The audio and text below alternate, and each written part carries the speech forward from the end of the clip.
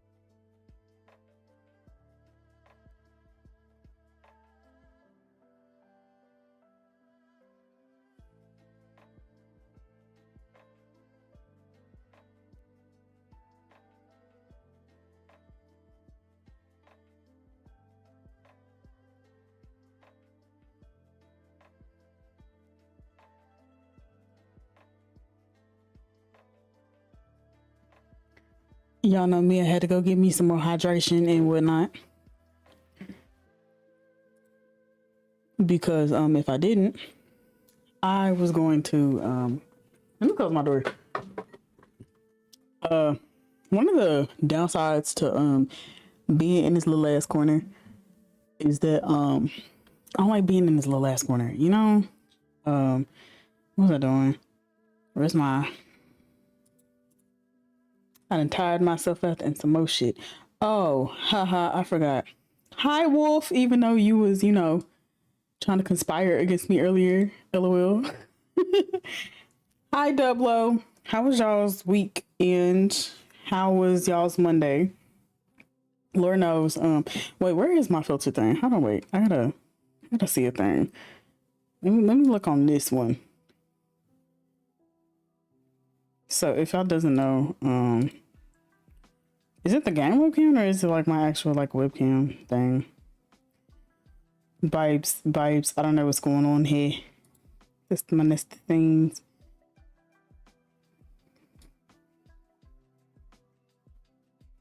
Y'all, I don't know what I'm doing. It feels like I haven't been a streamer for like a long periodically time, and I'm over here struggling. Yeah, no, hold on, let me pull y'all up on my actual, what's the color too? Yeah, don't mind me.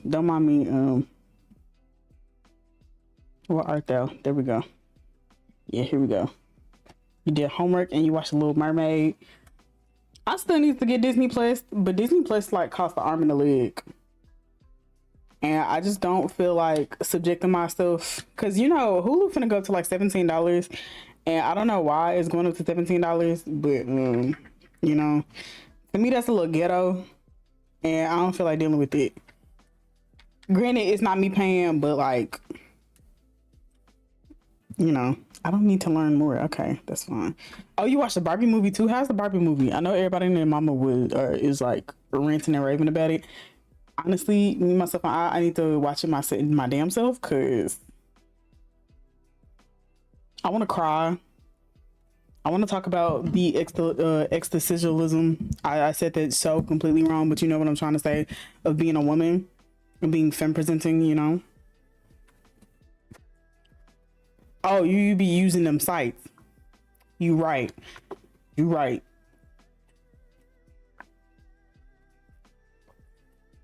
Also, I hope everybody has eaten. Too much came from me, but it was cool. I'm crying. Hopefully everybody has eaten and gotten some water too, because I be stay have to yell at y'all. It seemed like for eating and stuff. I didn't know we had Popeyes in there, and I went to go get some Popeyes. So if you was wondering what I was doing, I was posting on my socials like a good content creator, and I was like stuffing my face. Because Lord knows. No, I really want to see the Barbie movie though, because Margot Robbie makes like best, definitely best Barbie. I feel. Well, what you eat? No, bro. I've been really. I've been trying to this weekend. I got to eat so good. I had another Euro, and I had West Coast burritos. And honestly, I was just drunk all weekend. Had a nice little rest, good little rest. And we're finna get drunk this weekend too. So be on the lookout for more streams for the rest of the streams this week. It's gonna be Thursday and Friday. Y'all might get a surprise one Saturday if I'm in the mood. But definitely Friday we going up on VR chat. Chicken and broccoli. Chicken and rice and broccoli. I need me some. Honestly, I need some more like leafy greens in my diet. I fear I haven't had like I don't know. I just don't like not that I don't like vegetables, but sometimes I just don't like eating them just cooked. But I heard that they have more benefits cooked than they do like raw. So cause like, I low-key want to get it back into like mushrooms are. What are mushrooms? Mushrooms are a vegetable. Don't look at me like I'm stupid. I just have to make sure. Cause I used to fuck me up mushrooms. I love baby carrots. I just don't want to cook them because I don't like the texture of how baby carrots are cooked. To me, it's gross. Love me some green beans and some cabbage, which I forgot we got some cabbage in there too. But yeah, I need to up my like leafy greens for real.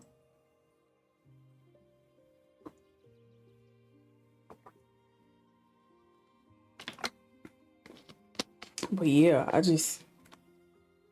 also I would like to thank my system. And I say my system, I mean like my fucking it is my game webcam. So why didn't it say my game webcam on the other one? When I say my system, I mean my little Notion system. Cause when I tell y'all, really today, I woke up at like 12 and I didn't get like a TikTok out until like damn near 3 today. I know folks was looking at me kind of crazy because like, you get them out at like in the morning. Yes, I know. But this morning, last night I took a nap. I ain't go back to sleep till like around 5 and I ain't wake up till 11 today. I ain't get out of bed till like 11:30. And I got a little Notion system of like my weekly stuff that I do for the my like weekly tasks. I only had 2 of the tasks on there and all I had to do was post shit today. Really post shit and like fuck with my mic settings. So the amount of like gigabytes my spoons is really kind of low today, but I've been chilling. Really, I've been chilling. I'm probably gonna get on Valorant later, but yeah, I missed y'all. I did have a really restful weekend, and I've been getting my ass beat on like Apex. What you say for? What we say for?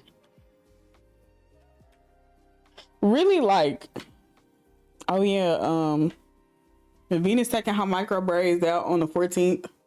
So if you've been feeling sluggish or what have you, we're finna get our energy back, babe. All the shit that be going wrong might be like turning around. So on the 14th, we good. Well, nice of you to join us finally, Stream Elements. I feel like I do it to myself because not too much. I need somebody to clean my room. That's like part of the issue. Don't let my boyfriend see this because he gonna be the same way. He'll be like, because the first thing he gonna be like is, you're not stretching. I'm like, I know I'm not stretching. You wanna know why I'm not stretching? Because I don't have a room in my house. And the one room that I did have room in, I had to move that table. And if you saw that table, I might put it in Discord, which I probably should put the Discord link in here. But you know what? Since I'm already in my Discord, I can just do it like this. Cappy. You know, fuck with us after hours, you know? We we be having fun. We be in the VCs and everything. Make sure you get your roles because that's how you see everything.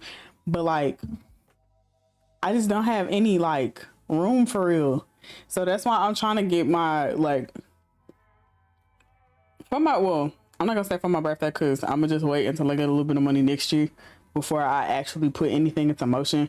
But I want to get a desk, like a L-shaped desk to put in here, take my bed out, and like so I can create a lot more space. So I'll be able to just like kind of move my bed because I'm gonna get a Japanese mattress. I'll move my bed and I'll be able to like move around and stretch and all that other stuff and do yoga like I want to. That's another thing. So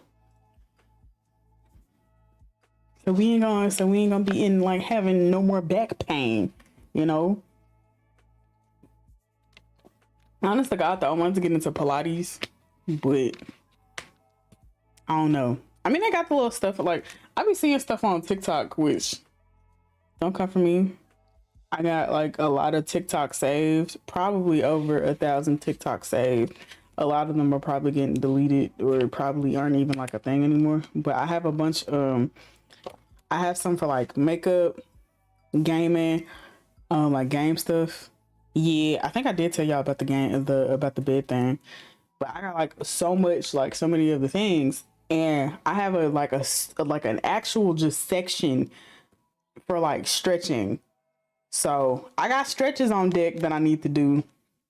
That's part of the reason why my thumb kind of fucked up. It's not as bad, but sometimes like it like clicks and it hurts. It's only really just bad in the morning, but I've been wearing my brace and stuff, so hopefully we,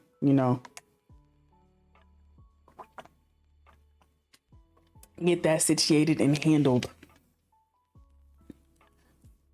But alrighty, before I talk y'all ears off, let's get into this game because I have not played.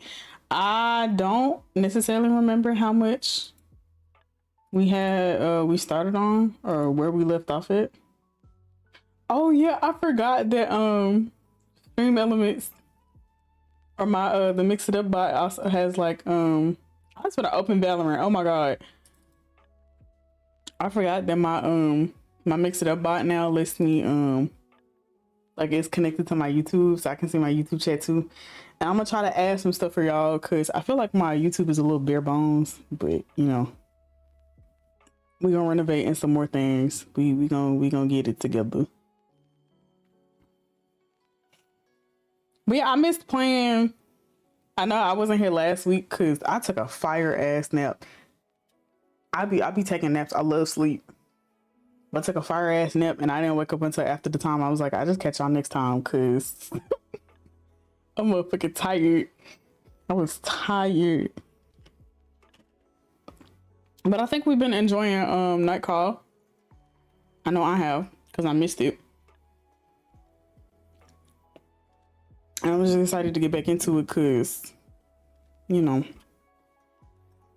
me pause this music. Or, yeah, that works. Alrighty. Now, I think like where we for left off. Oh yeah, I forgot. I use game capture because I'm fancy, so I gotta go and fix it in OBS. I think the last place we left off at was, where is it? Let me come back and then there we go. We got a message from Busette, I think. So we only got like a limited amount of time, and we took off like at least like 3 people off the list who were supposed to be suspects. So I think the lady that we met, the police officer, they got hella drunk on the way to leaving the bar.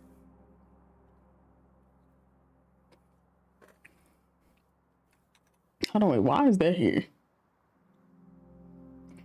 Fuck it, we ball. Yeah, I think those are the ones that aren't there anymore, so. And I think the homeless dude we met. We still haven't met the man with the cap, the black man with the cap. And I think it was like one other person that we also haven't met. You open one eye. You find your studio calming. There's something special about living in a garret, like yours is the last place before the sky starts. You get up quickly, and a few minutes later, you're outside of your studio. So I think she said we had like 7 more days before we were supposed to, like, you know, we ain't got no gas neither. Okay. So what we gonna try to do next? I don't think he's around here, so we're gonna get some gas first. And then after we get some gas, we're gonna try to see about some people's 240 somethings are smoking a cigarette on the sidewalk. Gray suits, wrinkled shirts. You pull over and stop at a gas station. Not a soul in sight. The fluorescent lights irritate your eyes and the smell of pee is wafting up from the space in between the pumps. It's self-service here. You pay directly at the pump. The mini mart over there, you must sell newspapers. The person behind the counter must see and hear things. Might be worth asking a couple questions. You get out of your taxi and are stuck by the familiar feeling that you are the last person on earth. Yeah, them liminal spaces like will fuck you up. I think a lot of the time, if I go to the gas station at night, which is seldom because I don't like being out late as fuck, that shit feels so weird. That, and I think like being in Target low-key feels like I think being in Target is also a liminal space.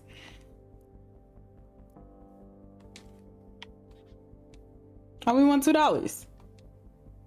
A hint of a smile spreads across your face. Okay, so, and then let's talk to the clerk.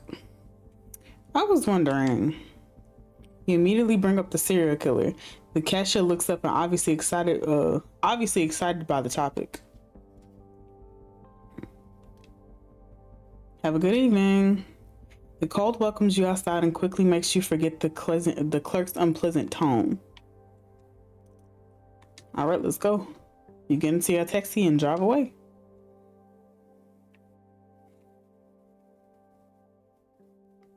So, is he around here at all? Because if he's not, I'm probably just going to take another... I want to meet some other people too, so... Who all could we go and see? I like you with the bunny ears. We're going to see you. I honestly don't think I could drive people around for a living, for real.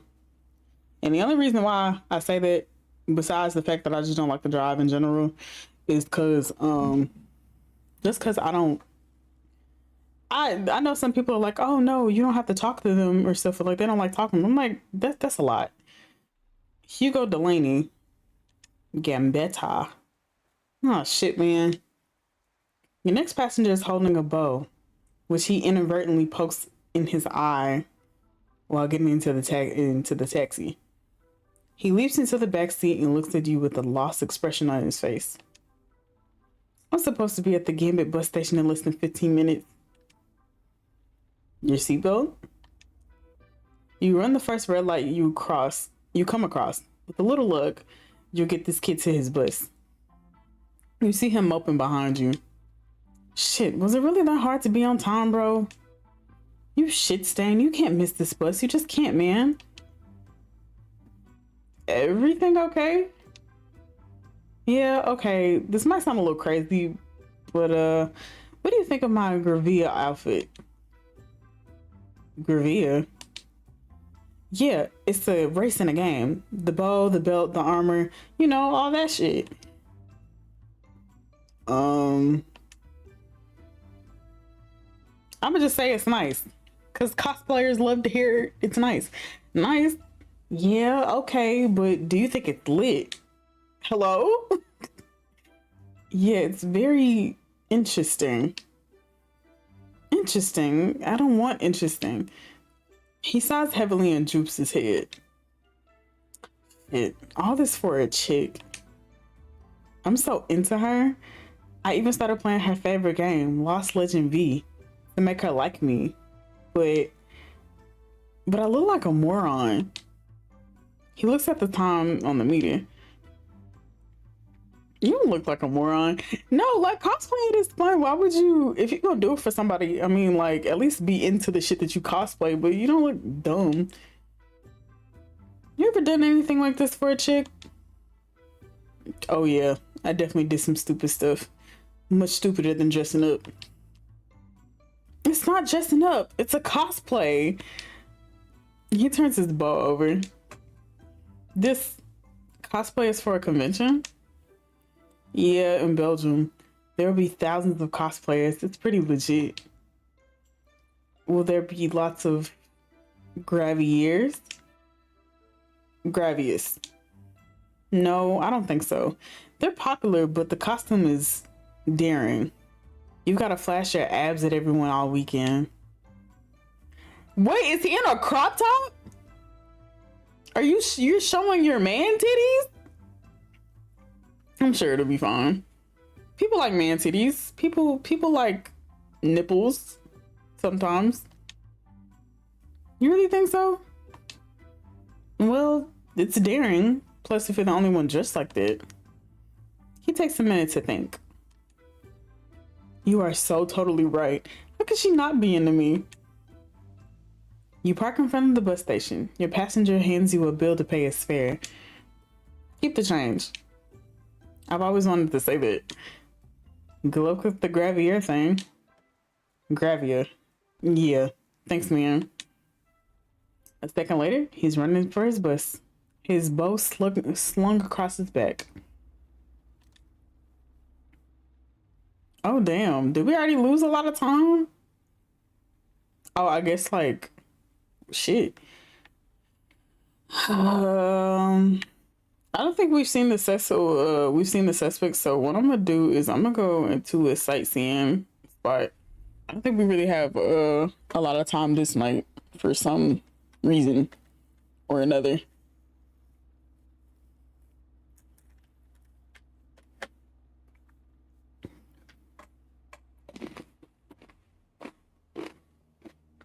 You park your taxi across the stadium just a few meters from a 2-story building. It's an odd brick place that clashes with the huge concrete behemoth that is Charlotte Stadium. You get out of your car and walk to the front door. You knock. You wait a few minutes, lights come on, and the door finally opens. Marco appears. Marco is a former taxi driver. Strange guy, a bit spacey and different. He's working at the stadium for a few years now. Well, shit. You still alive? That's Marco. You like him. I mean, wow.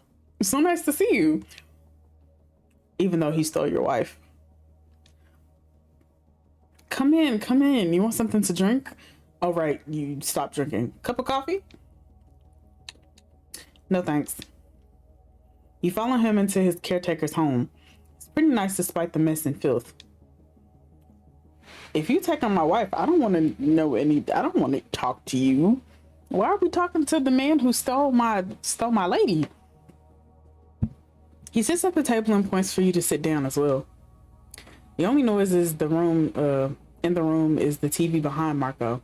Before you came by, he was playing a soccer video game. Hi, Graham. My fans are singing and clapping their hands. So, what have you been up to? I have some questions for you. He shakes his head. No, not yet. Man, seriously, no. Last time I helped you out, I lost my job. So the answer is no. When I come correct. Okay. You have no choice and you know it. You owe me this much. Marco drops his head between his shoulders. He starts to beg. I'm telling you, man, I love this job.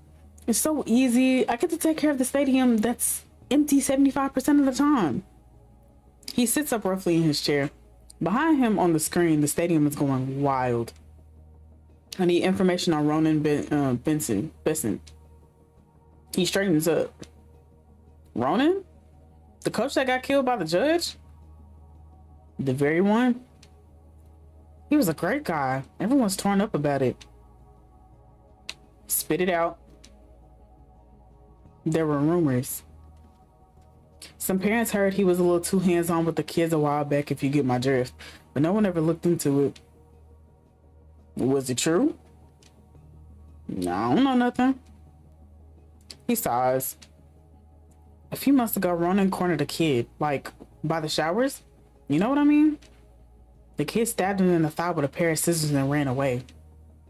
The kid's parents weren't sure whether they'd file a complaint. The club director brought Ronan in and bam, 2 days later, he was murdered.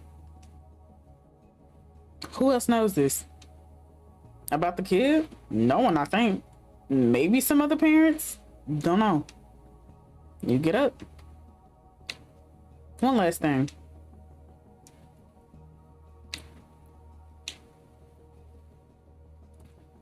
So I think he might be able to, if we give him a list of the suspects, he might be able to figure out like which one he could like possibly point out if they've been around.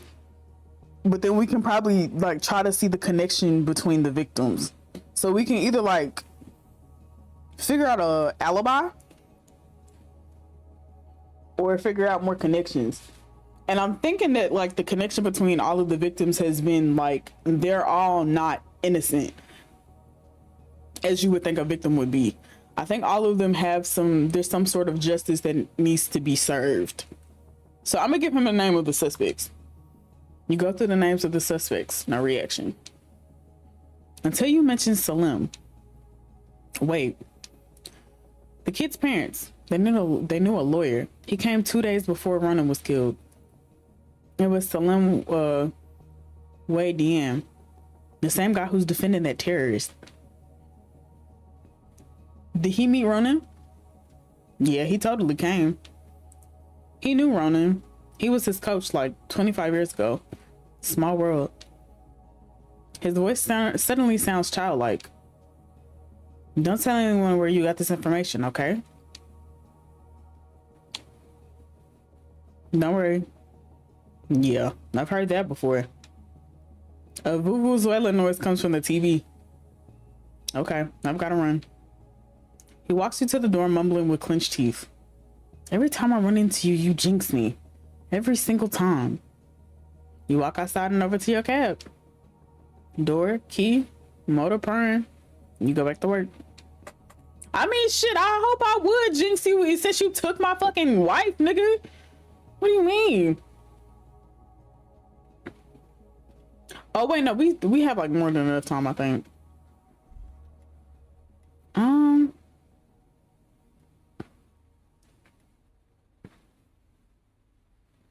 Let's also read the newspaper right quick. Well, no.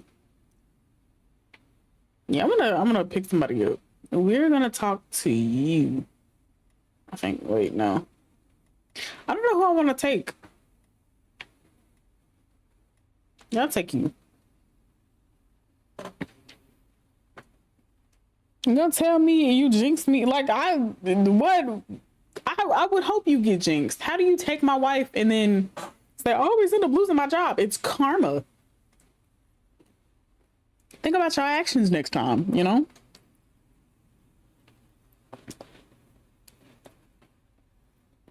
Amira Fagul. Somewhere far away and fast.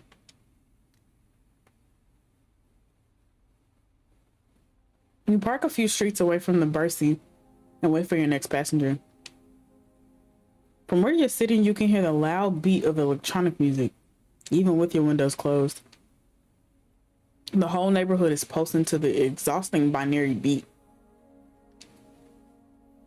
Bercy is a big venue. They do all sorts of events, music, sports, even political events sometimes. The door opens. It's your passenger. Good evening. Rue de la going, please.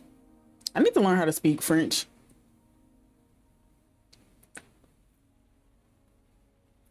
Icy cold voice, rigid posture.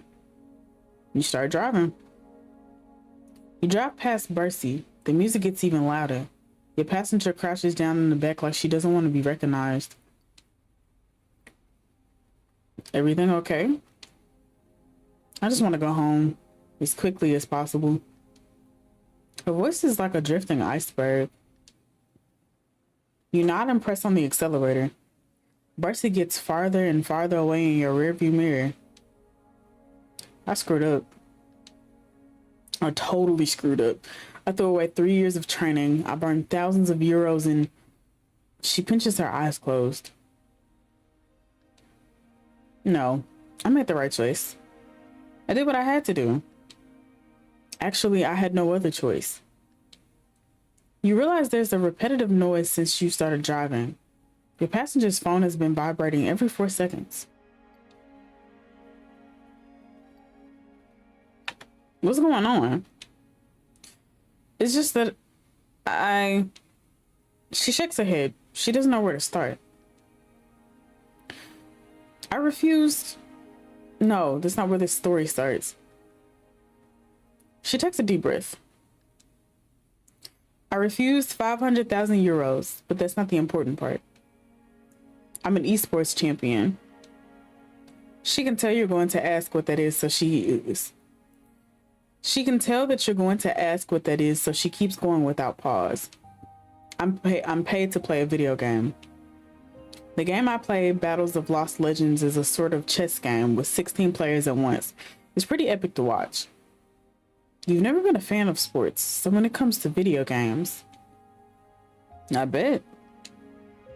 Anyway, I'm a French champion, European champion. Actually, hold on, wait. Is the music too loud, or is it? No, I think it's good. Okay. I just wanted to make sure that was like a little louder than my game. Anyway, I'm a French champion, European champion. Tonight was the World Cup and I won. There were 17,000 people in the room. Footage being broadcast throughout the world. When we were about to go on stage, I had to talk about what was happening in China. Silence.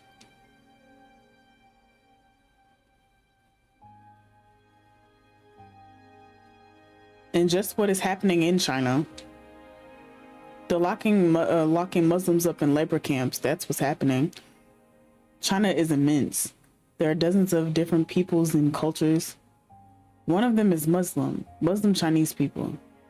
Yeah, I know it seems weird. Uyghurs. Ever heard of them? You shake your head. And the problem is that Battle of Lost Legends is bankrolled by a Chinese company. At first, it was a French series and they got bought, and now it all belongs to a Chinese company. The championships, the sponsors, the marketing, the 500,000 euros. Now it's all. She searches for a word she can't find. Tainted? Yeah, that's it. Tainted. Soiled. Several different emotions wash over her face.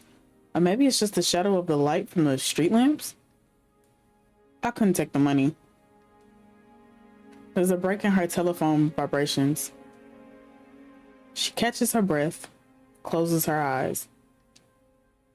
Outside, everything is getting blurry. The city seems to be disappearing, swept away by the emotions overwhelming her passenger. I couldn't take it. I'm a Muslim and... No, that's not even it. I simply can't accept this situation. Just like I can't accept the terrorist attack. So I took to the streets. I protested. I can't just do things halfway. I can't be outraged without doing something about it. So I went on stage. I grabbed the mic, thanked the team, my coach, my parents, and I said what I just said to you. It was probably a bit confused. Probably a bit awkward. Her phone starts vibrating again. All I'll remember is saying Uyghur. I'm not sure about the rest. They tried to stop me, tore the mic out of my hands. I got off stage. The room was dead silent. They screamed at me. Someone shook me. They'll take away my money, my win too, probably. They'll give it to someone else. I don't know. I don't give a shit. Rudell are gone. An all-night grocery bathes the streets in bright light. Two men are sitting smoking in front of the fruit and vegetable stand in the freezing cold.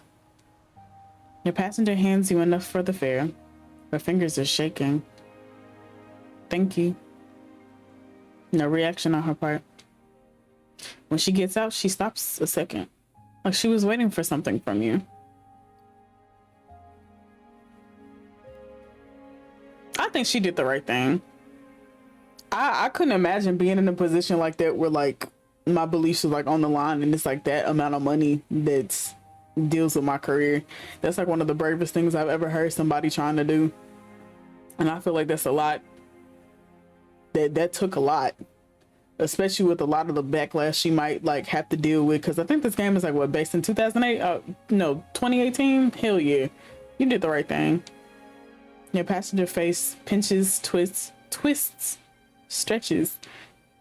You can almost feel the anger seeping out of her body. The right thing. What do you know about it? 10 minutes ago, you didn't even know who the Uyghurs were. So shut your goddamn mouth. She gets out and slams the door. The men from the grocery sit up and watch the scene. You drive away almost immediately, as if to cleanse your body and mind of shame. Damn, bitch. I mean, I get it, but fuck.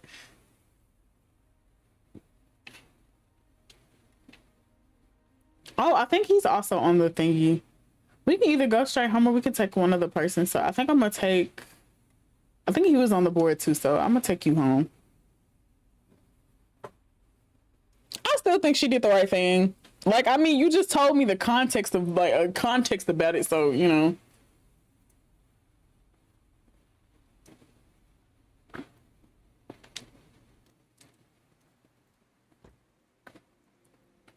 The passenger who settles in the back seat could be a male model. He asked you to take him to Charles de Gaulle, our airport. His voice is mild and pleasant. You sense your passenger wants to talk about the killer. It's simple. Since the first murder, everyone thinks they know something. Everyone thinks they saw something. And this passenger is no exception. They drew him like he doesn't have a neck, low-key, though. You watch him in the rear view as he adjusts his clothes, checks his breath, obviously primping. You drive people to the airport all the time. They bring along a suitcase or a bouquet of flowers. Your passenger doesn't have either. He's looking at himself in the rearview mirror. His lips part and he runs his tongue along over his teeth. Nothing stuck in my teeth, right? You shake your head no. You wonder why he's going to the airport. Right? Like, that motherfucker just look like he hunched over. He just ain't got no neck now. You're wondering why I'm going to the airport, aren't you? Well, damn. Okay, yeah. Yes. I can tell you were curious. I'll tell you, but it's a secret.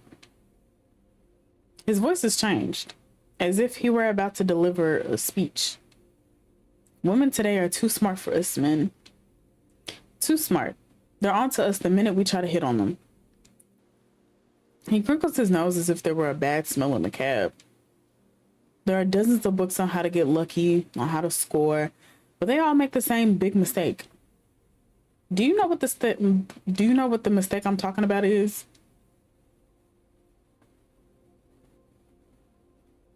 They're stupid. You probably haven't read the right ones. I just want to know what this no-neck having motherfucker knows about pulling anybody, though, because you seem a little pretentious. Your comment clearly isn't going to stop him. He carries on, business as usual. Let me clarify. All those books about hitting on women never tell you where the best hunting grounds are. A theatrical pause. Airports. Another theatrical pause. It's brilliant, right? Women in airports are lonely, emotional, unavailable. On the streets, they're always in a hurry, don't have any time. At the movies or in museums, they don't want to be disturbed. But at the airport? What would make you think that an airport would be a great place to try to hit on a motherfucker? He's clearly very proud of himself. He remains silent. He crinkles his nose and sniffs again. Is it me or is there a funny smell in your cab? You sniff too. Sorry, I don't smell anything. I think he's smelling his own ass. He shrugs, then goes back to his monologue. Personally, I prefer older women. Excuse me. Do you mind if I ask you a personal question? I clicked that so fast. No, of course, not at all. Anything to help you understand my game plan.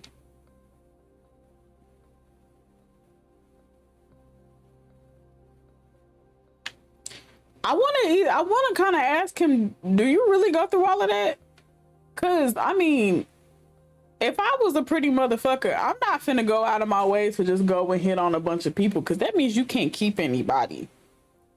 I feel like if you that pretty and you can't like keep like just steadily be with somebody, or you know, just have a little roster to yourself without bothering other people, something must be wrong with you just a little bit. And I feel like there's something, like, besides the fact that he doesn't have a nigga, it's his personality. Do you really need to go through all that? I'm not sure I understand what you're getting at.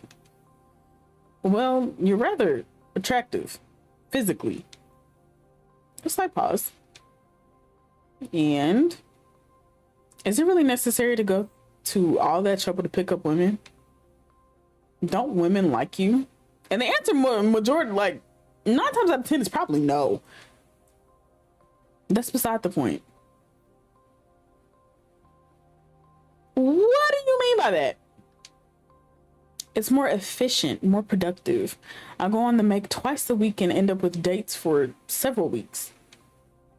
And it's also a lot easier. It's less, how should I put it? Personal. At that point, you're running away from something.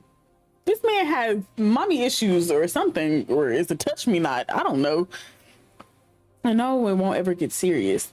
And that's what I'm looking for. Do you see what I mean? You are afraid of women. What does that have to do with anything? You talk about women as if they might hurt you. So you hurt them to protect yourself. He bursts out laughing, but you can see he's uncomfortable. Even that smirk is uncomfortable. Wow, you're a shrink and a cab driver, am I right? I have to say, it's a great idea for drumming up more business. It's a downright revolution. Another nervous laugh. We're talking about scoring here. You don't need to get all worked up. It's not like anyone died or anything. There's a slight tremor in his voice. You know what that means. If they don't want to give me their number, they don't give me their numbers. I never insist. And a lot of the guys do stuff that is a lot worse, right? So enough of the feminist bullshit theory. Yeah, I was straight. I was very straight with him. The cab pulls up to the drop-off point. Your passenger pays the fare in a hurry. He climbs out of the cab, then turns around, somewhat hesitant. To be perfectly honest, you shouldn't talk to your passengers like that. His voice takes on an unpleasant whining tone. It's not very professional.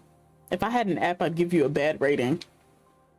He squares his shoulders and is about to walk off. And you should wash your cab too. It smells like shit. He walks away. Under the sole of his right shoe, you catch a sight of a dark brown spot. The passenger disappears into the airport. You roll down the back window and start with the cab. Not he stepped in shit before he got in there and then wanted to blame it on my cab.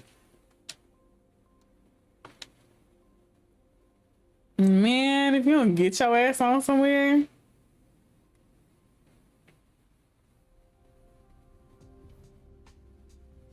Oh yeah, we met Ada. Oh yeah, I forgot we quit like halfway through. So we met the robot. Oh damn. We met Hugo. We met Amira, which I feel like it was kind of uncalled for her to cuss us out, but I also kind of understand. I still feel like she did the right thing though. She told us context, so I would think that that would still mean the right thing.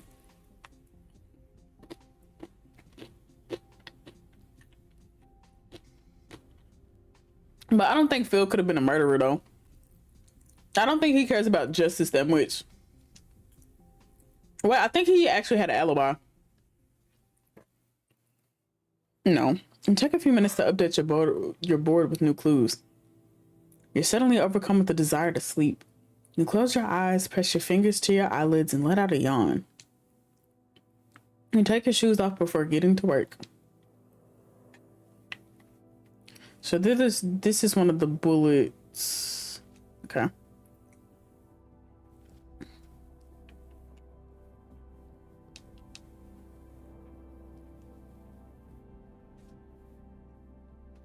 Oh, wait, okay, so only one person I think got like taken off. And I think that's because she is a medical examiner, so yeah.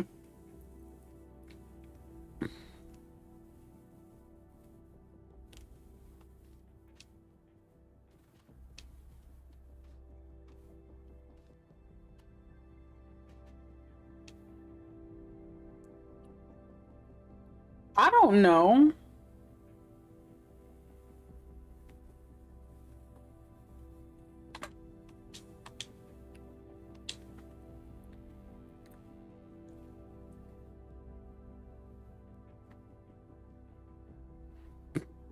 Retired cop joined the police in 1977. Born in French Antilles, moved to mainland France in 76. Defender of several molested kids in poor neighborhoods, was a promising football player. Okay. Gay in a relationship. Mom got health issues after Richterden's health scandal.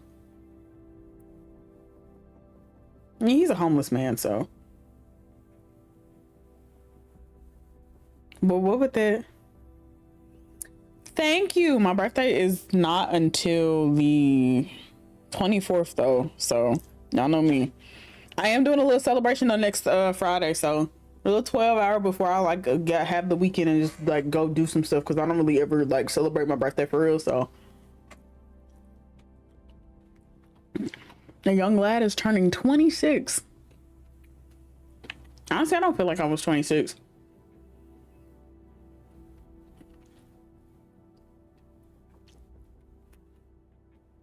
And I look at all these clues.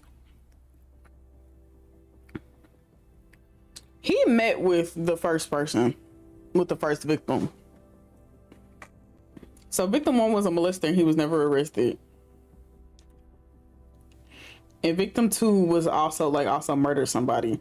So I think like all the victims apparently have some sort of like record or background that they feel like isn't. I don't think he has the balls to do this. He's going through a health scare, and I feel like they would have caught him mainly because he's homeless. But I'm not too completely like, I'm not, yeah.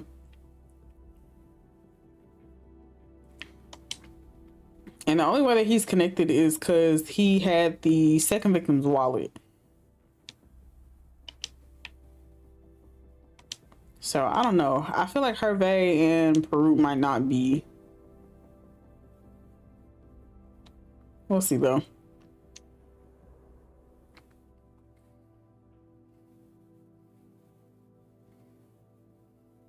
We shall see.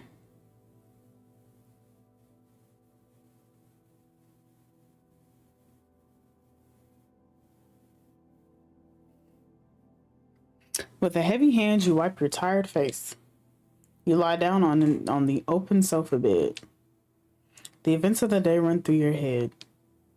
The streets, the passengers, their faces, their problems.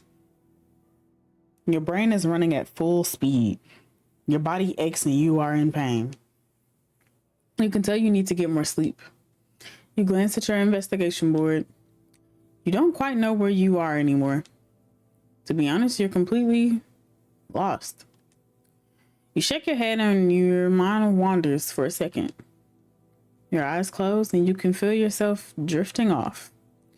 until you hear a voice break out in the distance. He's desperate. And then silent. You close your eyes without any idea where the voice is coming from. A second later, you're asleep. I don't know. I feel like it's a little weird though that the fucking cop approaches us in the back of our fucking taxi cab and is just like, all right, you're gonna help me find this person. You open one eye. For a second there, you hope the evidence for it was just a dream. But you can make it out in the shadows. You get up quickly. And a few minutes later, you're outside your studio. Like, I feel like, and then to blackmail me and being like, oh, you know something? You know, people are gonna know your real name if you don't help. Like, bitch.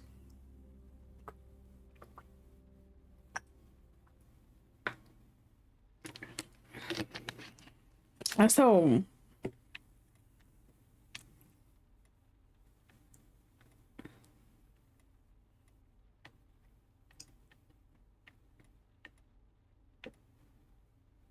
I wanna, yeah, we're gonna get the men's with the glasses.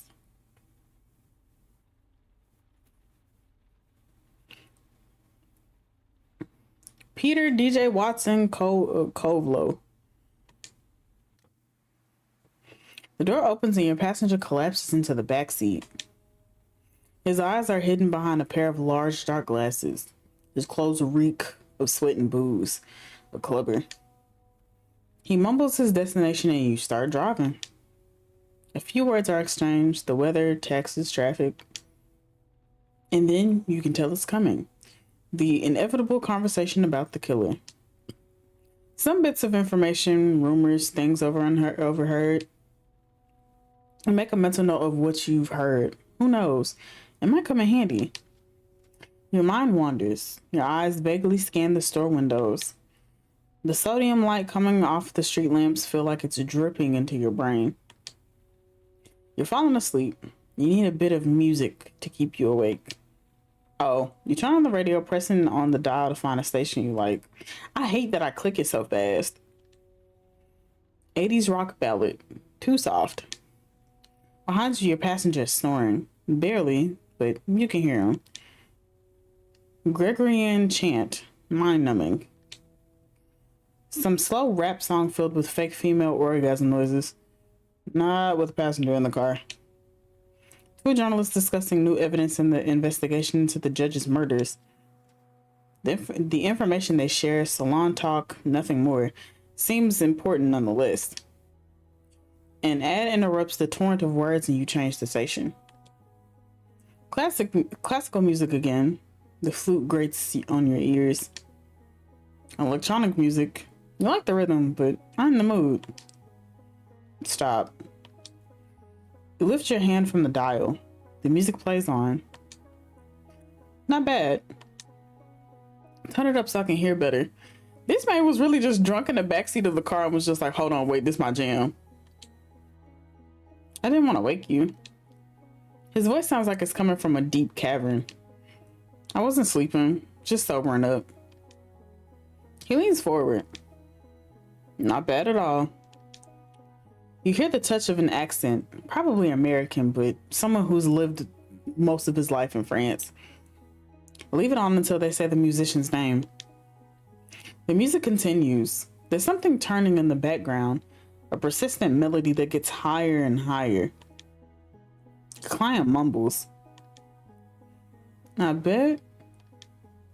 The song is coming to an end and the announcer, in a piercing foghorn voice, throws out the name of a DJ you've never heard of. DJ Blunt. I knew it. You like his stuff? Yeah, it's a good product. It's pretty conventionally structured, but it's super popular. He snickers. Still, I taught that dude everything he knows. Everything. In '94, at a party at the Rex Club, there was this kid who started buying me rounds. He waves his hand around. A kid, no older than 17. I thought he was hitting on me. He chuckles. He would have been disappointed. He shakes his head. No, he wanted me to teach him how to spin. I told him no, but you can watch. And that's exactly what he did every week until we moved to the Osiris. He sold X to pay his way in. He briefly snickers. And now he's on the radio. Silence fills the cab. Weighted silence. You can tell your passenger's mind is spinning. You know what he did this summer? He was the opener for the soccer championship at Stade de France. It was huge. Wonder what people think if they knew he was selling drugs at 17. He lowers his voice a bit. If they only knew. Your passenger clams up. Watch him. You stare at your passenger and notice little details revealing how old he must be. The thinning hair on top of his head, I'm giving, like, give or take, he might be like probably 40-ish, 40-ish, 50-ish. The creases in his forehead, his worn blazer that he can't quite fasten anymore. We ran into each other in Ibiza 4 or 5 years ago. We all gotta sell a little something. True that. You almost jump at the sound of his voice. I was spinning in this little club. Yeah, really little. But it was something. He totally ignored me, of course. Even with those dark glasses, you can tell how angry he is. DJ motherfucking cunt. He suddenly starts waving his arms around. He rummages through his pockets as he says, your radio. Can I take a flash drive? You glance at your radio. You don't really know what he's talking about. No, only CDs. No worries.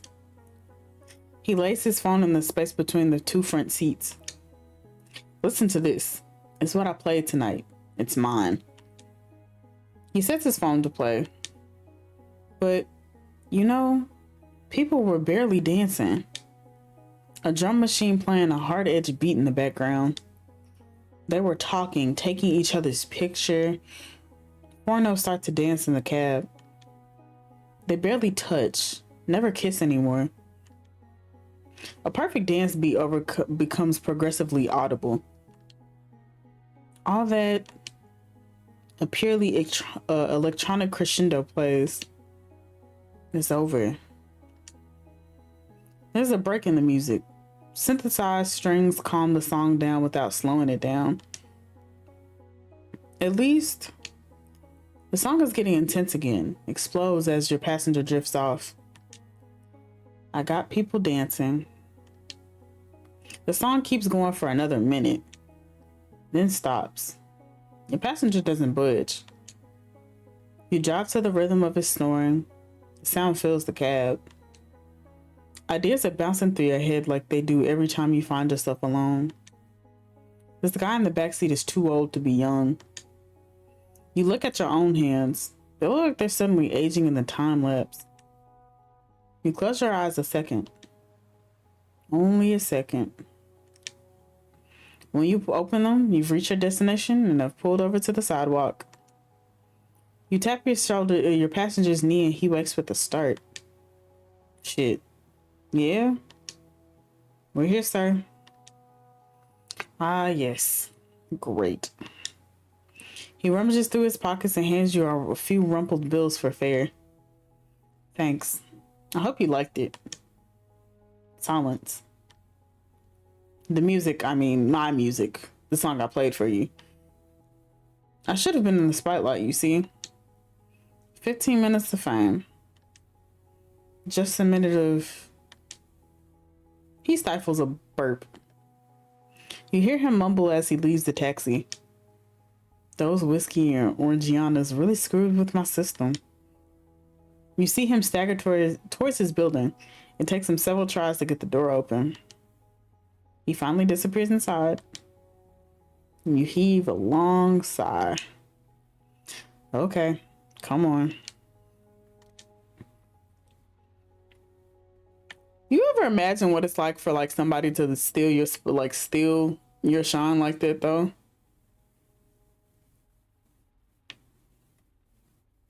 I mean, just imagine.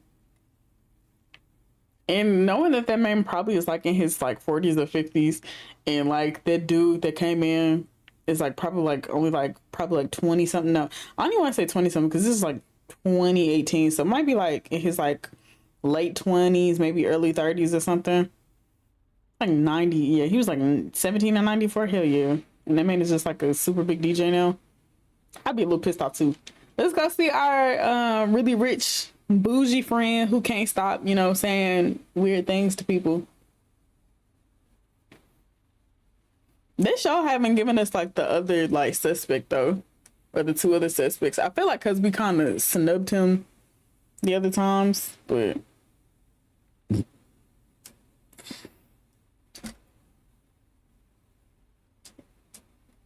me see if this works. Oh no.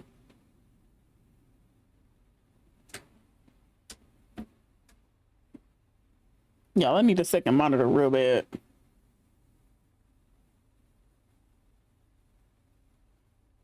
I'm crying. Taxi. That's just an infected hemorrhoid. Okay. You immediately recognize the passenger who just sat in the back of your cab.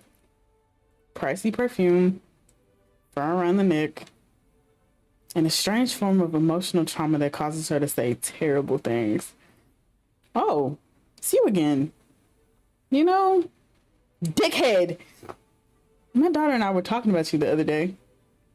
You listen to me. I don't often cross paths with people who listen to me and don't make fun. I really appreciated it. She flashes a sweet, charming smile. Good cheese. She gently shrugs her shoulders. Drive towards the 16th arrondissement, please. She presses her lips and manages to stifle the insult ready to escape. You start the car praying this time around your passenger won't say anything during the ride. Your passenger sighs. I am devastated. Devastated. You raise an eyebrow and look in the mirror. An entire year of therapy vanished into thin air. Humph. Runny colon. How terribly sad. These days, the medical field is just...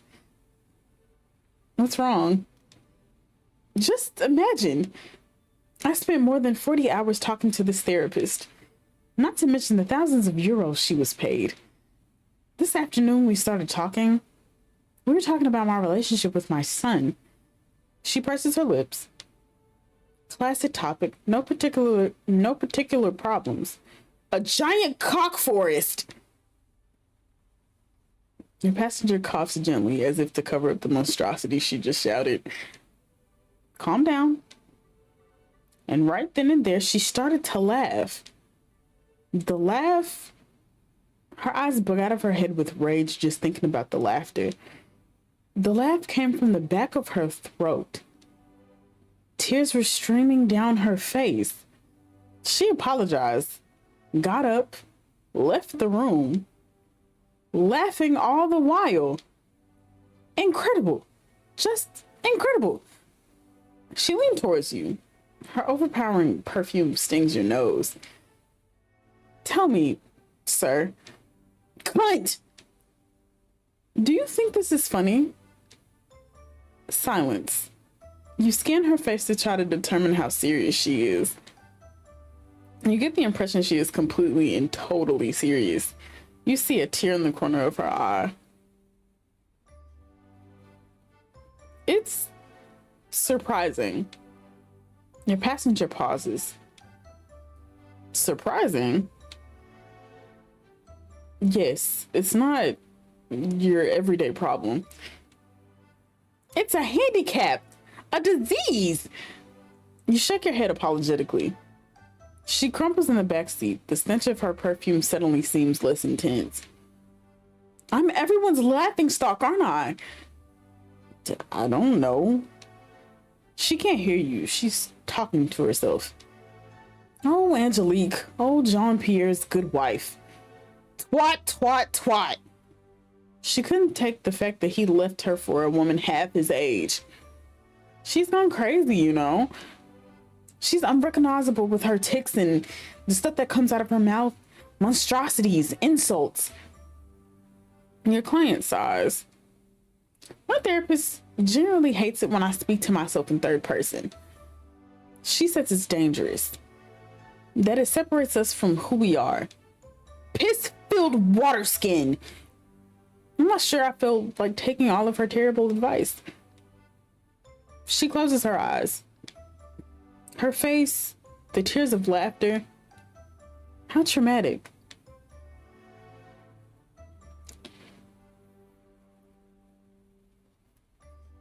I don't want to say to file a complaint necessarily. I mean, because it is kind of fucked up, because it's like it is like like she knows that she has tics. She knows like the outcome, all of. But yeah, you should file a complaint. File a complaint. Yes, with the bureau or shrinks or whatever. She keeps an eye on you. No shit. No, I don't think so. File a complaint? What a horrendous idea. I understand why she burst out laughing. I mean, I know that she points to her face, her mouth. I know it's not easy to handle. I know it shocks people. She shakes her head. The other day at the supermarket, I said to the woman at checkout, the word. She raises her shoulders and is red with shame. The other word for a woman's chest that starts with a T.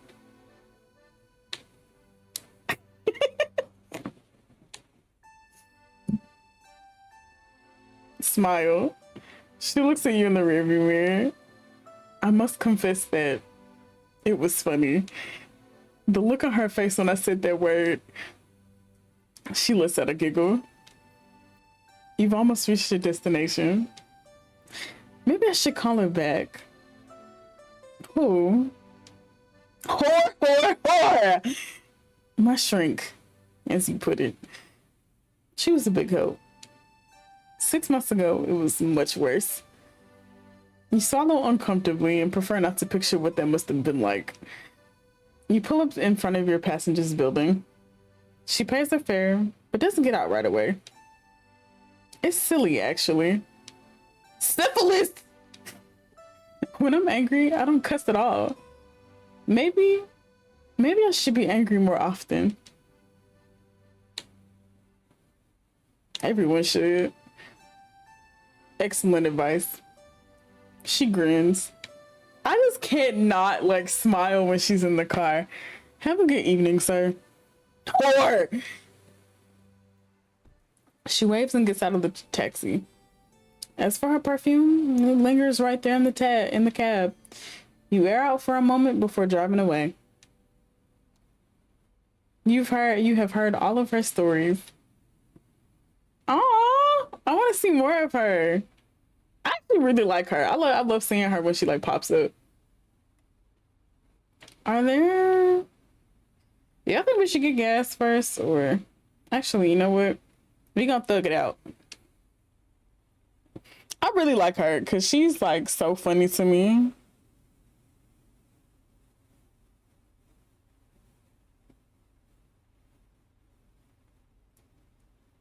Like she's so serious, but at the same time, she knows that can nobody be serious. Like I like nobody could be serious if they had like such a serious.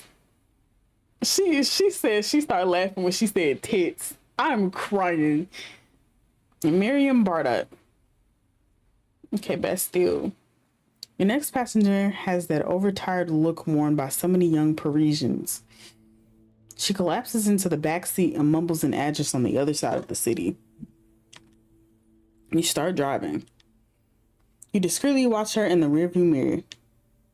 Her face looks familiar. Maybe she's famous. Maybe you've driven her before.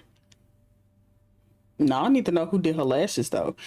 After a few minutes, you decide she must be a babysitter. Young, not necessarily wealthy, an expression of utter boredom on her face. You pick up this kind, especially in nice neighborhoods. Your sister passenger wants to talk about the killer. It's simple. Since the first murder, everyone thinks they know something. Everyone thinks they saw something. And this passenger is no exception. I'm gonna leave her alone. You chose to keep an eye on the road. Out your window, Paris is just beginning to fall asleep. Occasionally, you catch her glancing discreetly at you, like she recognizes you too. Several minutes go by. She dares to break the silence. May I ask you something? She leans forward slightly. You and I have already talked. You may not remember, but I was babysitting for an Iranian family and she leaves her sentence hanging. I think I might remember. Ooh. Of course. She smiles, though her eyes tell you she's not entirely sure you're telling the truth. It's not at all the same situation anyway. These are new clients. And I think I'm in love with the father. You speed up unconsciously. In love? Yes, in love. She smiles at you, then looks quickly outside at the road. It's late. A few pedestrians are walking up the street, heads buried in their coats and scarves. I can't stop thinking about him. There's something warm about him, about the way he moves. He's so sweet. A bit distant, maybe a bit disconnected. You're a romantic. A romantic? She snickers. It's not really my style to fall in love so easily. Actually, that never happens to me. I've had a few boyfriends, one girlfriend, nothing serious, no real attachment. But this? She opens her eyes wide. She's speaking to herself more than to you. Her fingers slide across the window as she leaves a message you can't see from the front seat. That's why I left him a message tonight. A message? Yes, a letter that I slipped into his coat pocket. Her eyes start to wander again. She's elsewhere. He used to play rugby. He's got an amazing build. He's got a bit of a belly now and it pulls on his shirt buttons. Her eyes twinkle. I love it. It makes me melt. When I close my eyes, I picture him. She stops as if she only just realized she wasn't alone in the taxi.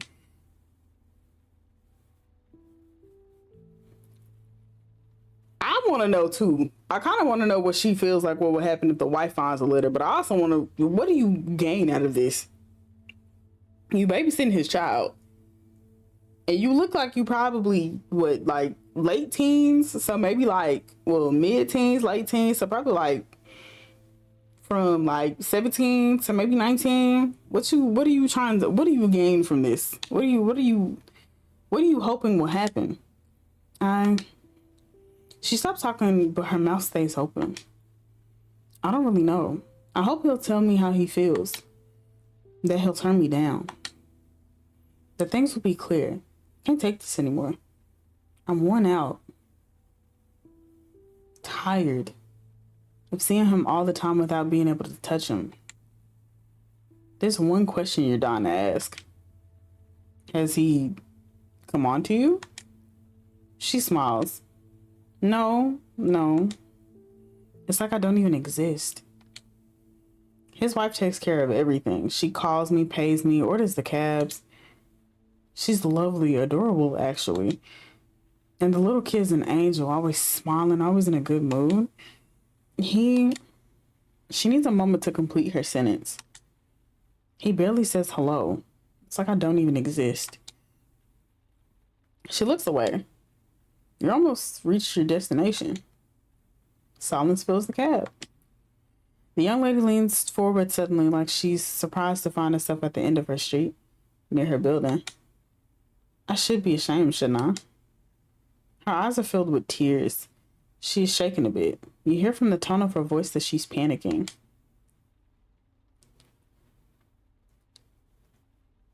It depends on her age.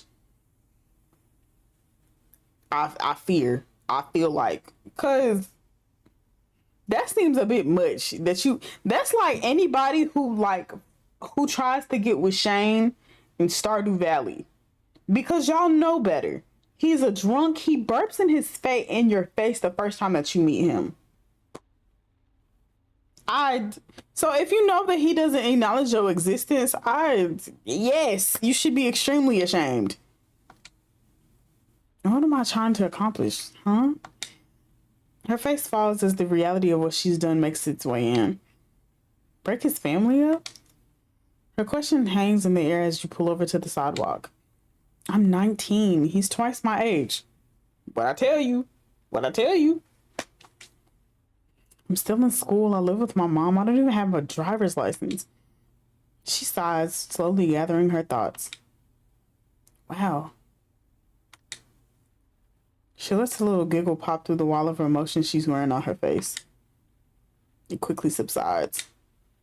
Thank you. I think I needed to hear that. She pauses. Such a fucking idiot. She pays her fare and gets quickly out of the cab. She practically runs to the building, unlocks the door, and throws herself into the lobby. You slowly release the steering wheel and stop to catch your own breath. You take a moment and turn the key in the ignition.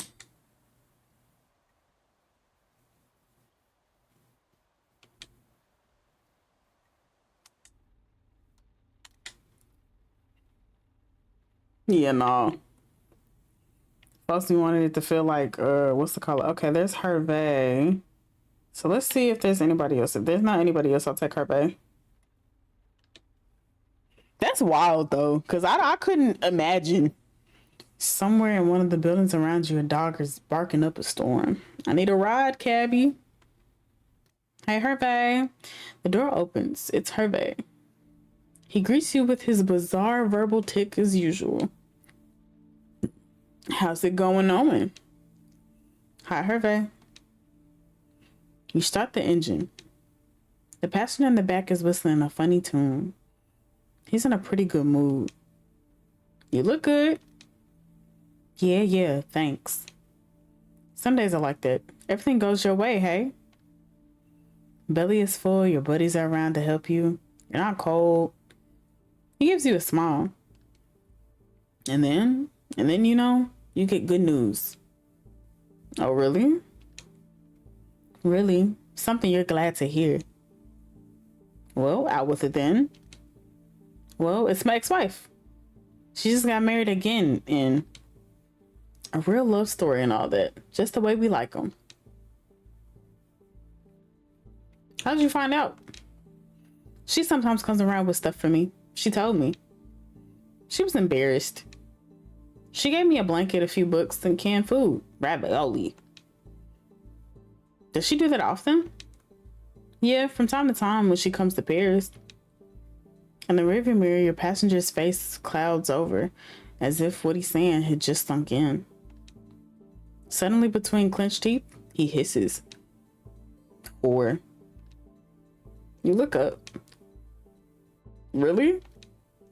Huh? I thought you said something. No, Not you mad that your wife moved on? He gives you a toothy grin. Suddenly, Hervé opens the cab door. You can pull over here. I don't want you to get in any trouble.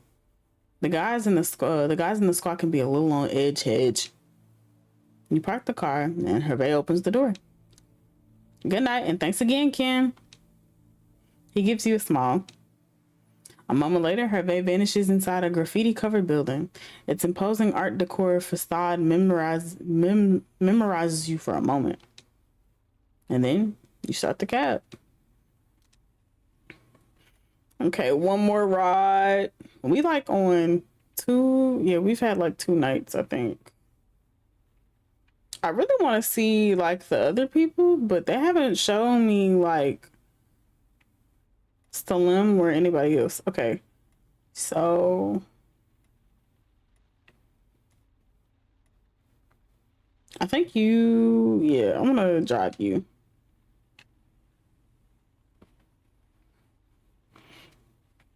Let me check something right quick. Okay.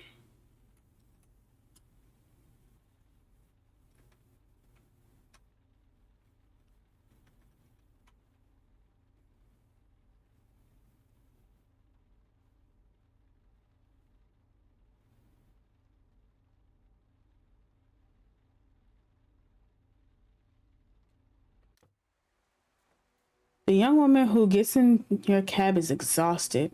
Her voice is thick, her eyes half closed, her movements jerky. Her name tag is still pinned to her jacket.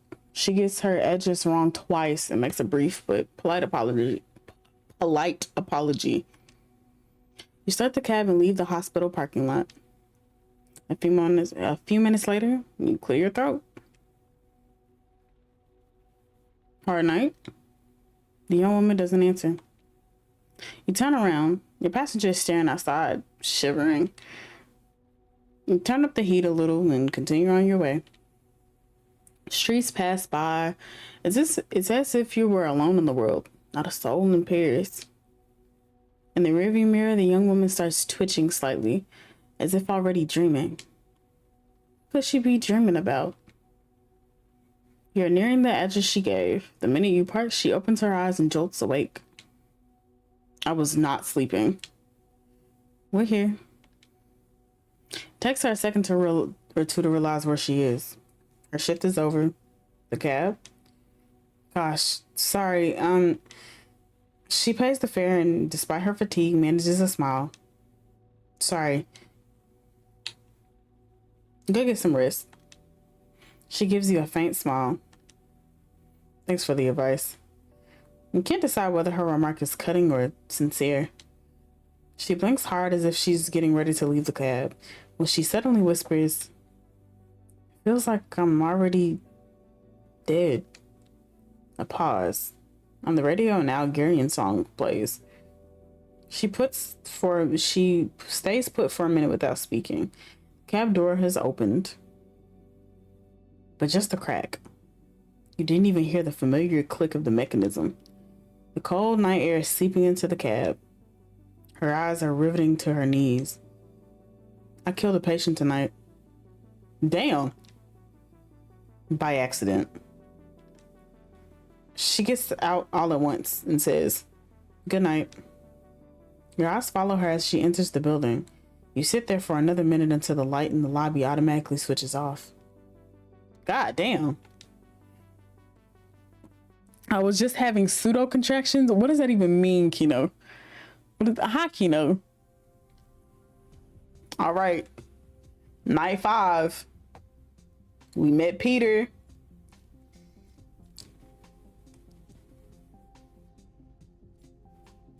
And fell asleep. Oh my goodness. We lost like $2 of piss-filled water skin. Is insane.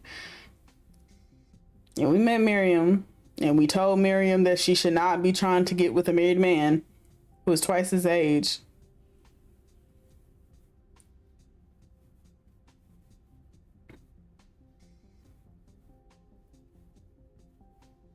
Which is still baffling to me because she's like 19 and you got involved. Of course I was finna get involved. God damn it.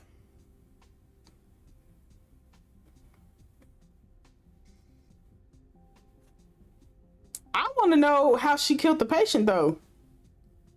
Are we gonna see DeGenna again? Maybe it was because she was like half asleep though. You take a few minutes to update your board with new clues. Your neighbor flushes the toilet. Out the corner of your eye, you can see the pipe shake. You take your shoes off before getting to work. So I don't think we have any more clues for you. Because I think everything that we've seen everything. So we can just go ahead and end the night. I'm going to do one more night where we can try to see. I made my bunny man look like Beyonce. So he is now Boyonce. I need to see y'all's characters in Final Fantasy. Because y'all got some of the great, y'all look great.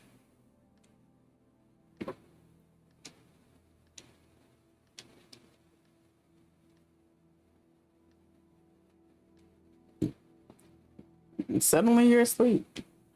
I love the ambiance of this game because I feel like if you don't smoke, I would suggest you getting nice wine if you're into this kind of game. I feel like if the immersion will like really get you, because sometimes I remember sometimes I would stop in the middle of the game and I would just I either have a passenger in the back or I would like be going and looking at stuff.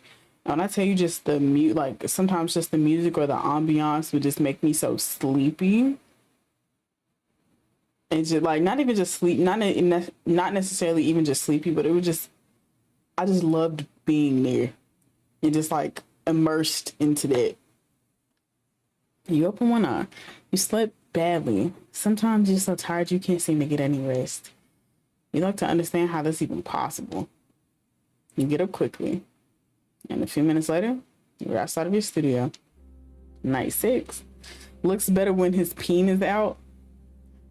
Honestly, take screenshots and put it in not safe for work. Cause I need to see this. Oh, we can pick Harvey up again.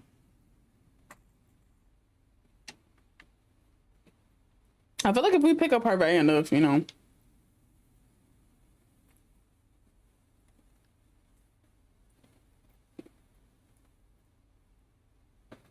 I need a ride, cabbie. The door opens. It's Hervé. He greets you with his bizarre verbal tick as usual. Hey, good to see you again, Jen. Hi, Hervé. You start the engine. Pretty cold tonight, right? His voice has a particular lick to it, as if certain syllables were sung to stop him from stuttering. Hey, aren't you cold with your ass stuck to the car seat of yours? Yeah, we freeze our asses off. That's what I thought. You can't fool me. I'm not a cold guy when I see one, huh? I got a place to stay in Passy. Anyway, you can give me a lift? Sure, well, of course. Great, mate. That way we stay nice and warm. In 15 years I've been on the street, it's never been this cold, I swear. You know, some guys aren't going to make it shit. That's how it goes. For us, yes. A pause. His smell is gradually permeating in the inside of the cab. It doesn't bring back fond memories. It doesn't bother you either. You leave the door open later to air out the cab. But you know, I'm used to it. Even before, sure. I don't think I ever told you. When I was a kid, I was never cold old. Never. An easy break. One time my mother dragged me to Pernice during vacation. Didn't know what the hell to do with me. Liked to drink, you see. And the first night we were there, I broke the bottle of gin she'd brought along. Should have seen her through a fit shit. She gave me a thrashing, but I gave as good as I got. And that's how we used to talk back then. She ended up dragging me by my pants and locking me out on the balcony. Icicles were hanging from the eaves. It snowed the day before, sure. I sat there for an hour, arms crossed like a cardigan on my back, Mac, and underpants on my ass. I didn't budge. She was storming around the apartment. My old lady was yelling at me, but I didn't hear nothing. And well, the cold didn't get me, see? Felt nothing at all. Nah. Wish I could say the same today. What happened in the end? Well, when it got dark out, she let me in, did. She was furious all week. It was the last time we went on vacation together. After that, she died. Number up. Yup. A pause. I used to tell my buddy Seb that story all the time. You know, the tall black guy who used to hang around with me? Yeah. Well, he really loved that story. He asked me to tell it to him over and over again. But I think what he really loved was hearing me talk about my old lady. You know what I mean? Doesn't make us any younger, eh? Hey. The cab pulls up to the shelter in Passy. Fuck. The last time I was here, there was a protest out front. A bunch of guys from the neighborhood who didn't want us to squat the place. They were yelling their heads off. Sounded like a bunch of goddamn sailors. Yeah. sailors. So I guess even those rich dudes have balls. He exits the cab. Thanks, ma'am. I'm not gonna count on you. Good luck. He rubs his hands together and walks towards the shelter. Okay, let's go get some gas, because I think we're near a gas station now. I can't pick nobody up. It'd be so shitty if they... Okay. Wait, there's Degina? I don't know. You pull over and stop at a gas station. Not a soul in sight. The fluorescent lights irritate your eyes, and the smell of pee is wafting up from the space between the pumps. All right. Let us go ahead and fill her up. Damn, there's more money over here too. But I guess it's because I let the tank get kind of low. You walk into the mini mart. On the counter, a student doing his homework lazily raises his head. Welcome. He sighs, beyond tired of repeating the same sentence over and over. To La Belle Pompe. Let's do cash this time. Pardon. So no go. That means sorry in French, I think. Oh, we didn't even like read the newspaper last time, did we? Talk with the clerk. Have you read the papers? He's all they're talking about. Just an offhand comment casually brought up about the serial killer. The guy behind the counter seems like he's interested in the case. The guy behind the counter barely looks at you as you leave. All right. You get into your taxi and drive away. Period. Let's see. Okay. I really want to see if they're going to show us like our dudes are like the other two that are on the thingy, but I don't know if we're going to see them for sure. But you look interesting, so we're going to take you first. I know wish you would have took her before, but you know, that's what it is. Hopefully we see her again after this ride.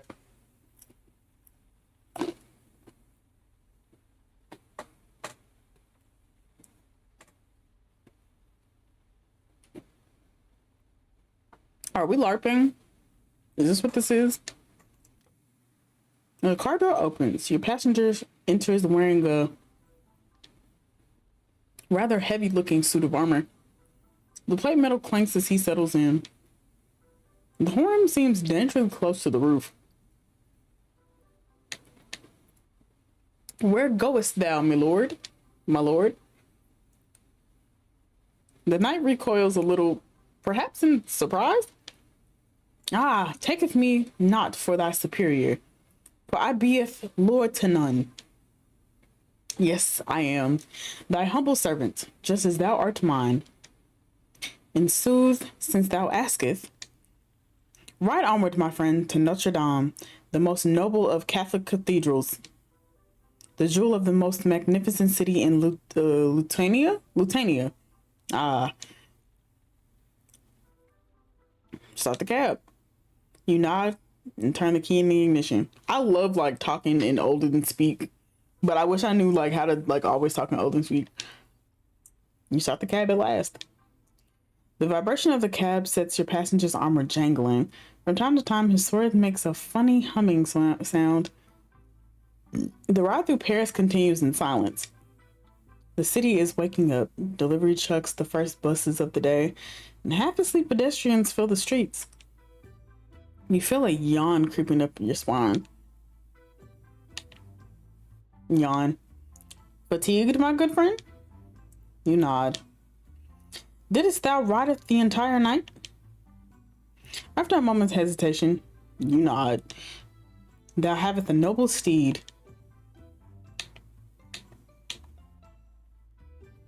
Where is your steed? The knight sits straight up and thrusts his chest forward. Ah, a tragic story. Tragic.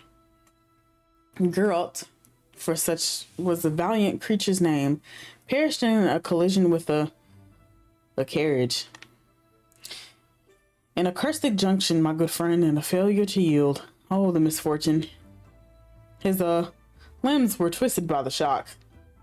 Just between us, Geralt wasn't the most practical of means of journeying to Paris, to Lithuania. That is, bearing the arms of Stibos. the champion of the scarlet-faced Gravios, vanquished by the conspiracy of the Crystal Sage. Gravia? That word sounds familiar. Hold on a second. The Gravios, aren't those rabbits with bow and arrows? The knight looks over at you. Thou knowest the Gravius? I had a passenger once in costume like you. His voice suddenly goes up an octave. We are not in costume, we are cosplayers. And then drops down to the more Stenorian notes of knighthood. I know nothing of all that. I am the Knight of Stibbles and the Gravius art my bitterest foes. You shrug. For a moment, you can't make out what's going on behind your passenger's helmet. Until your passenger speaks again. This Gravia, he was getting the bus, right? You nod. Ah, that's funny. It's a small world. I know him. Your passenger's voice takes on a confiding tone. He's the reason I'm just like this. I work day and night to make the perfect suit of armor to get him to notice me. A curious silence falls over the cab. I really like him, but I know he has another... I mean, you can barely make out what your passenger is saying. You only catch a few snatches. Shouldn't cry. Oh, wait, is this somebody who has a crush on him? Not now. Take a breath. When he starts to talk again, his voice is still uncertain. I spent so much time, so many moons on this equipment. Maketh thee not sport of me, my good friend, nay. He lets out a thunderous and totally artificial laugh, which is over as soon as it begins. The ride continues in silence. From time to time, your passenger shifts positions, and so does his metal plate. You are nearing the streets of Notre Dame now. The knight leans in towards you. Ah, the majestic towers appeareth yonder. What a tremendous sight. Oh, the marvel of it. Just think, it took scores of years to build it. He looks out the window as you stop the cab. My fellowship is cometh. In the early morning light, you see a gathering of warriors and soldiers, of magicians and witches. What's going on? My comrades in arms, my brothers and sisters. We are all going to Fontainebleau for 3 days, for 3 moons. And we'll visit the forest of Brehun, the birthplace of Throgrol, the Rash. Your passenger is rummaging through his armor. I know I put my wallet in here somewhere. He digs around for a minute, pinches a finger. Damn it! And eventually pulls the money out for the fare. You watch as he tries to remove himself from the cab. First, himself, bodily, helmet down so he does not damage the roof. Next, his sword, with the clattering on the pavement. And lastly, his shield, which no longer seems to fit through the door. Good day, my dear fellow. Fare thee well. The knight salutes you. You watch him as he joins a group of friends, and then there are cries of admiration all around. You recognize your passenger with the rabbit ears. He and the knight greet each other, compliments flying thick and fast. You turn the key in the ignition. You did your best to play along. Okay. I'm gonna go ahead and stop right there, because I think my lights kind of make me feel weird after a little while, so yeah. Alrighty, fellows. I shall be back on Thursday. We'll be streaming over on Twitch. We will be playing some Valorante, because you know me, I got that, me and that game go together real bad. So is this, yeah.